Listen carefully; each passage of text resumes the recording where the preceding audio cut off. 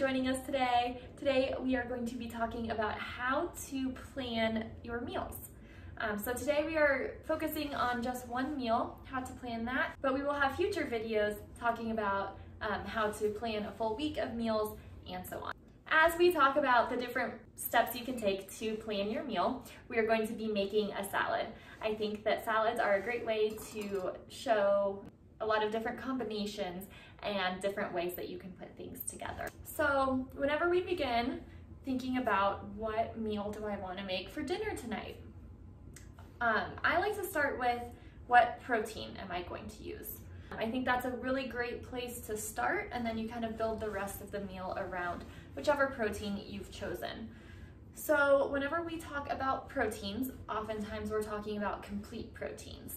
There are amino acids that our bodies cannot synthesize, and so those are found in the foods that we eat. So for a food to be considered a complete protein, it must have all 9 of those essential amino acids. Foods like soy, quinoa, mushrooms, eggs, beef, fish, poultry, and pork all have those 9 essential amino acids, and so they are complete proteins. For the protein for the salad, I have made some teriyaki inspired chicken. And if you are eating plant-based, whether that is all the time or maybe you are trying to replace a few meals each week with more plant-based options, we've also got some mukamame, which is like the shelled edamame, and some mushrooms. These are shiitake mushrooms that I pan-fried and tossed in some soy sauce. Replacing a few meals with plant-based proteins can be a good way to have a more sustainable and green impact on our environment. Raising animals does take a lot of resources, and growing crops typically does not take enough. So I urge you to do more research into the resources it takes to grow and take care of different foods, and maybe take that into consideration also as you're planning your meals. All right, so now that we have the protein covered, the next thing I like to do is think about, do I want this meal to have an inspiration from a specific part of the world? So in this case, I am building this salad with an East Asian influence, some Cantonese, with the teriyaki is Japanese, so it's kind of a blend. I know that even East Asian is a broad description, and I just want to acknowledge that every region has such specific ingredients and dishes from that region, and by learning more about food from all over the world, we can learn more about people, and people are so connected to food, and so, you know, food from different regions will oftentimes have a historical, religious, or very strong cultural tie. So by cooking different cuisines from around the world and learning about those cuisines and where they come from, we can create delicious dishes at home, taking inspiration from all over the world. So the next part is, do you have any leftover ingredients that you want to get rid of? I think this is a great way to kind of take your protein and your inspiration and really start getting to the is this meal going to look like. So in my case, I have leftover green cabbage that I used in a risotto recipe. So I want to use up some more of that green cabbage. And then I bought an avocado, and I did not use it for what I thought I was going to. So I now have an avocado, and these guys go bad so quickly, so I really want to use him up fast. A great way to keep track of your leftover ingredients, because sometimes they can get pushed to the back of the fridge, or if it's a pantry item, maybe to the side or something, or buried. So you can keep a running list of ingredients that you want to use up, and you could even maybe think of a date that you would like to use it up by. Even if the food might be good past that date, but at least it kind of gives you a target to keep in mind, and whenever you glance over that list, you can prioritize which things you should use up first. So next, we're going to think about the 5 basic flavors, right, which are salty, sweet, umami, sour, and bitter. Sometimes you may not have all 5 in your dish, right? Sometimes you might want to focus on 2 or 3 of them. Sometimes you may want to balance all 5 of those within a dish. However, there will be 1 or 2 that are stronger and then 1 or 2 that are much more subtle.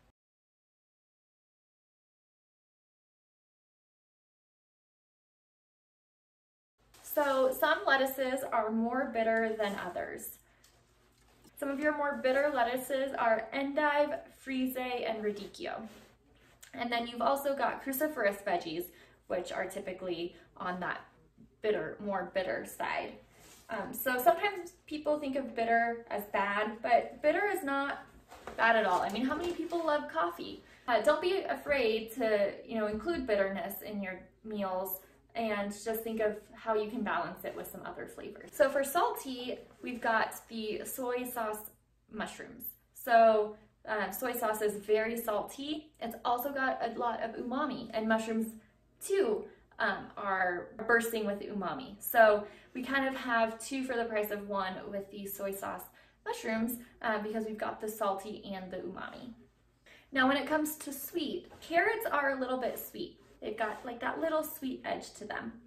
And I also wanted to incorporate some sour. So I took my cucumber and my carrot shreds and I poured a little bit of rice vinegar over them to give us that sour element in the salad. Another sweet element is the teriyaki chicken. So in the marinade for this chicken, I included some honey. So that sweetness, it is subtle, but there is a little bit of sweetness from that too. And that's all 5 flavors. So next we want to think about different textures, right? It's very rare that you want to eat a dish and just feel the same exact texture over and over again. I mean, mashed potatoes are delicious, but you oftentimes pair that with something else. So whenever you are thinking of your meal, if you have a main component and side dishes, you can think of one of them maybe being creamy and one of them being tender and one of them being crispy. Or in our case with the salad, we want a few different textures all in this one dish. So our cabbage is definitely giving us a lot of that delicious crunchiness. Now I shredded my carrots, so they're not going to be very crunchy, but if I had cut them in sticks or rounds, those also would have given us some really nice crunch. Another texture is juicy. So I find cucumbers to be fairly juicy. Tomatoes are also another great juicy element.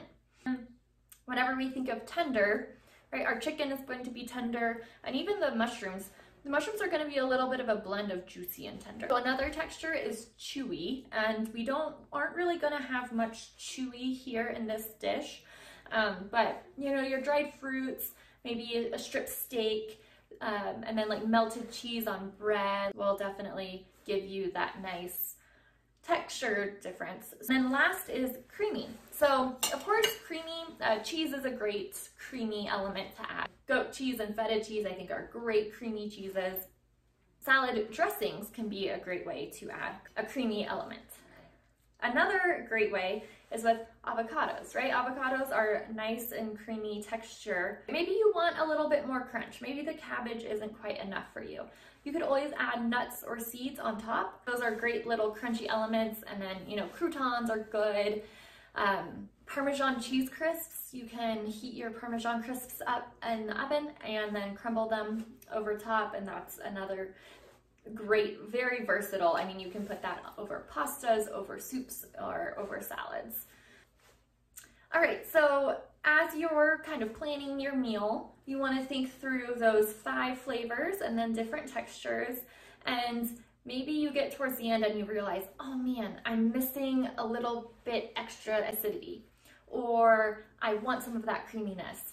Adding a sauce or a garnish can be a great way to, at kind of the last minute, add in any of those flavors or textures that you feel that you may be missing. Just as we thought about what leftover ingredients can I use up as I'm planning this meal, you also want to think about what leftover ingredients will be created from this meal. And that can be a great way to start meal planning for the rest of your week. Now, if you have any leftover like scraps, You can save them in a container, freeze them, and then whenever you've got a full, I'll transfer this into a larger container once I get more scraps. Once you've got like deli container size, so that's 16 ounces worth of veggie scraps, you can make a stock out of it. And a lot of times what I like to do is roast a whole chicken, and so then I put the chicken bones and the vegetable scraps in the stock together so that it's like a vegetable chicken stock. And so you don't have to immediately compost your scraps. You can use those vegetable scraps to make stock. So as we discussed leftovers, not only will we have leftover ingredients, but we could potentially have leftovers of the dish. So you can also be thinking, using this dish as a base, can I add something else to it to make it a little different and a little bit more exciting so that you don't get tired of eating the same thing for a few days in a row? So maybe you boil up some rice or farro or pasta, and then you can add leftovers of this meal on top of the pasta to kind of make it stretch a little further. Or you could even, I mean, fried rice is a great way to use up leftovers, or soups. Soups are another easy way to kind of toss whatever leftover ingredients, or maybe even, you know, portions of leftover meals in, and then you've got a whole new meal out of it. All right, and so here is our wonderful East Asian inspired salad. And with salads, it's very easy to play with the different textures and flavors, and it's very easy to add stuff. And so I hope that you found this helpful, and the next time that you are thinking, oh my goodness, what am I gonna make for dinner tonight?